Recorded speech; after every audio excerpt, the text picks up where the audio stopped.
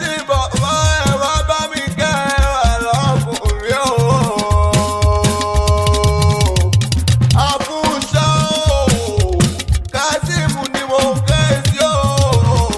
CEO Premshot Studio ni mo ké sí Àgbàdì òbí tí tọ́jọ́ ìbí o. Ìbáwé rẹ̀ lẹ́kọ̀ọ́ jìrè ló kó ilé ìbáwá kò lọ bọ̀lọ̀ ìjìyà kó wá jìrè ló kó ilé o. Bí Àfúnṣọ́ bá ti jìrì àbújọ èbùsè ni Àfúnṣọ́ o.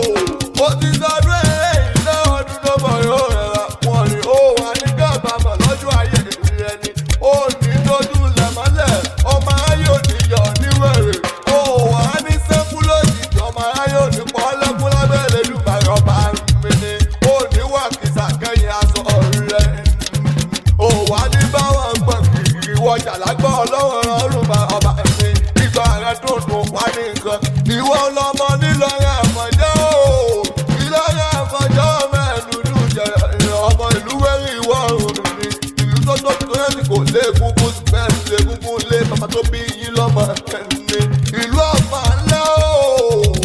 Ìlọrin ò rẹ́gùn pọ̀ àmọ́ wọ́n ní kéwú lọ́bà ló lọ rìn ní ọmọ akéwú sọ̀lá ọmọ akéwú gbọ́.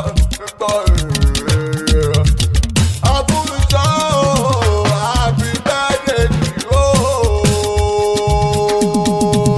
Olúwa tó ṣe akéwì lórúkọ mi lè kọ́ mi wòlíì mẹ́gàbàtì tó ṣá prẹ́prẹ́prẹ́prẹ́ lórúkọ mi. Ọmọ ológun mọ̀ tó àjí lététété ogun. Kò ní jáde mọ́ òye,